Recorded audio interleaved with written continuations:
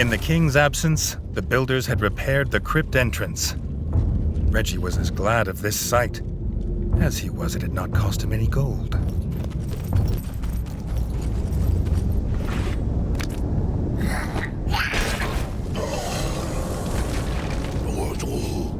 Dennis was waiting, just as he said he would, and called out to his brother. No doubt that was how they found him so fast. The frog scum. The toxic smoke was too thick to follow. But Reggie's mole friend told him there was hope. In Station 24/7, they sold a breathing device that would let him pass through the smoke unharmed. The king could go in Jay's automobile. Jay would stay and kill any frogs that came this way or die trying. A strange, toxic world lay ahead. Reggie hoped he was prepared. The king was impressed by his brave mole friend. After the war, he hoped to know him and his strange people better.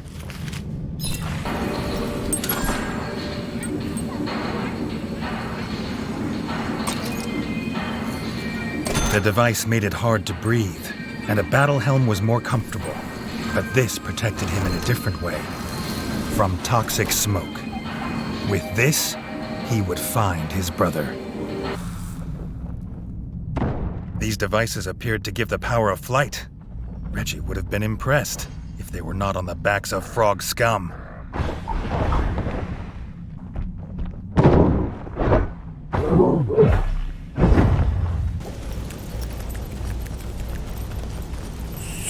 Too late. Reggie saw from the docks his brother's silhouette on a ship surrounded by tribal frog soldiers. No sign of their foul leader. He had to get to his brother.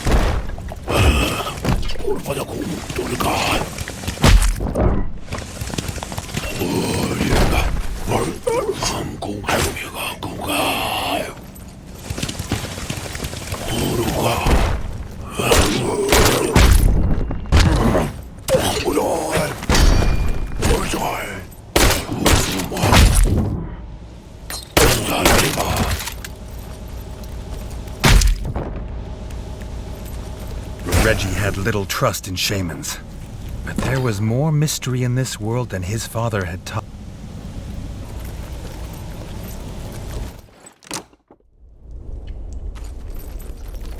None had seen a turtle in many seasons.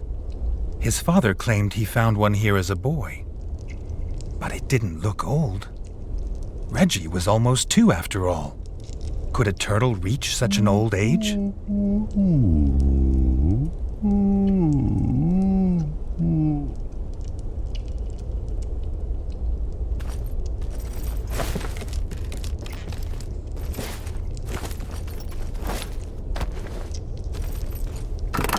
Grateful to be free, and promising entertaining tales of Reggie's father as a pup, the turtle offered to take them across the river to the foul froglands.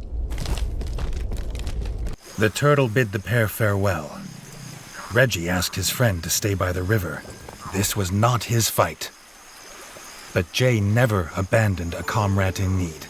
They were as brothers now, he said. Reggie had expected something as foul as frog spawn, but the froglands were strangely like home, apart from the smell. The same pipes that were in Station 24/7 were visible here. This was how the frogs were invading. Jay was furious. The engineering that kept moles safe was being used to hurt others.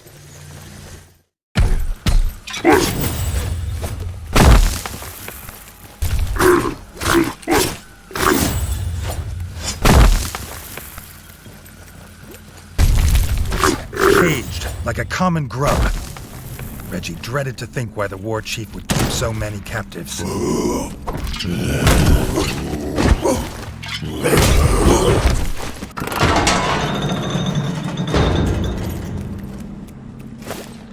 This was why the rats had been captured. The war chief had offered them up for the shaman's twisted experiments. The war chief would answer for many crimes this day.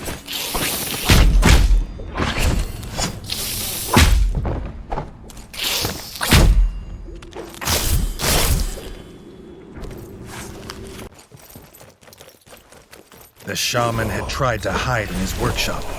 The things he'd made and used on Reggie's kin were here. There was nowhere he could hide.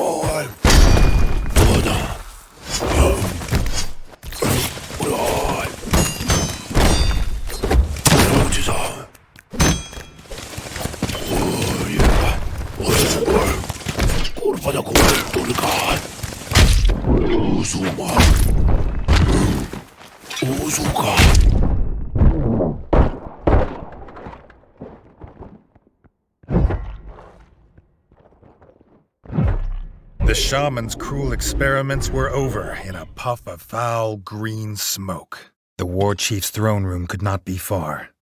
He was the one who started this, so it was with a sword in his skull that it must end.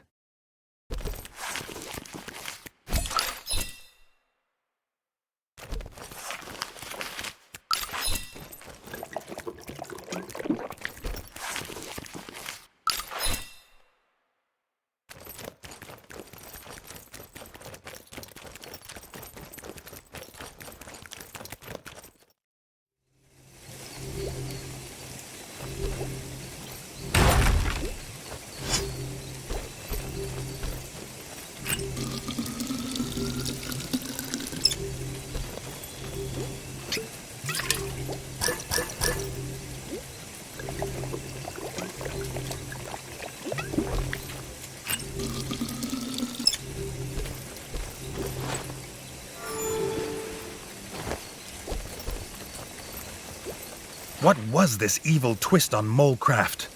A grotesque monster of creaking gears and steam. The sight of it made Reggie freeze. But Jay's fury could not be held back. The sound of his small friend's body falling lifted the spell. Reggie didn't know what this thing was, only that it would die screaming.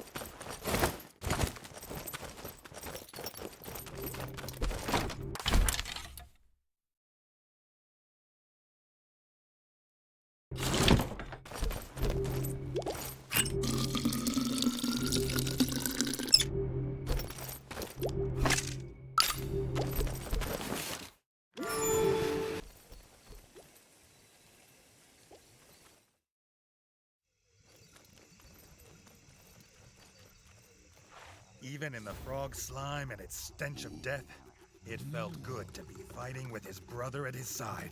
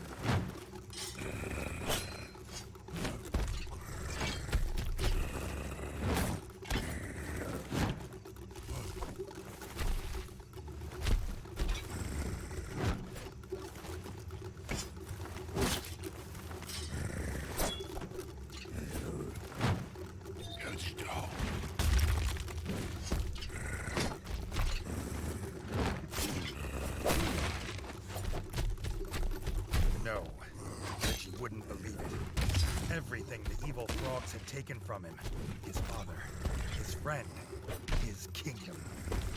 They wouldn't take his brother, and they wouldn't take him.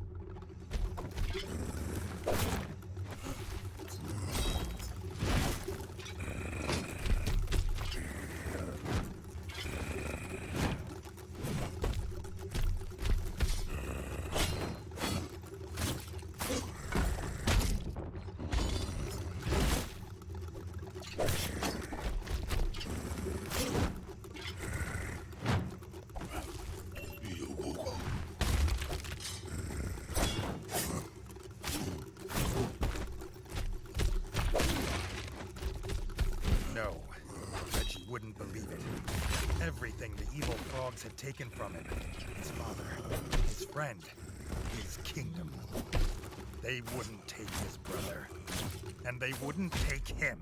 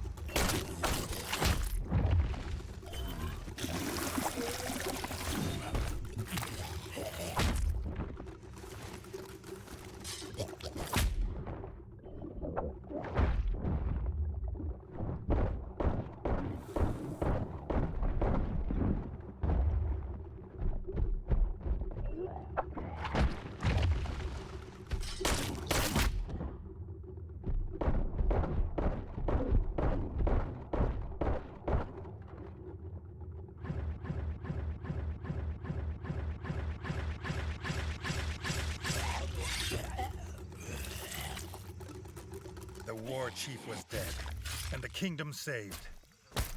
What did it matter if his brother was gone?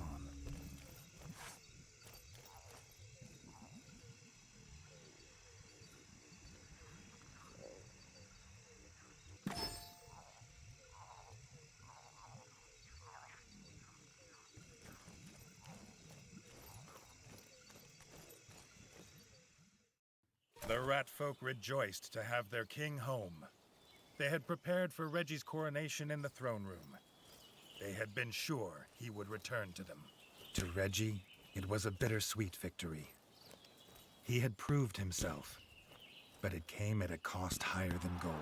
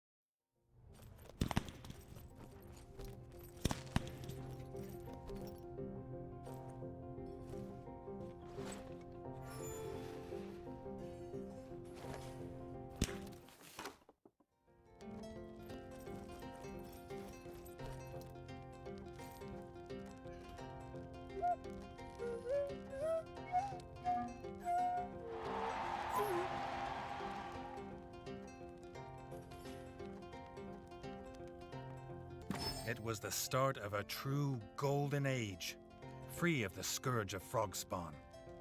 Working with the molefolk below, they built a new kingdom of steam and industry and wonder. But that is, as they say, a tale for another time.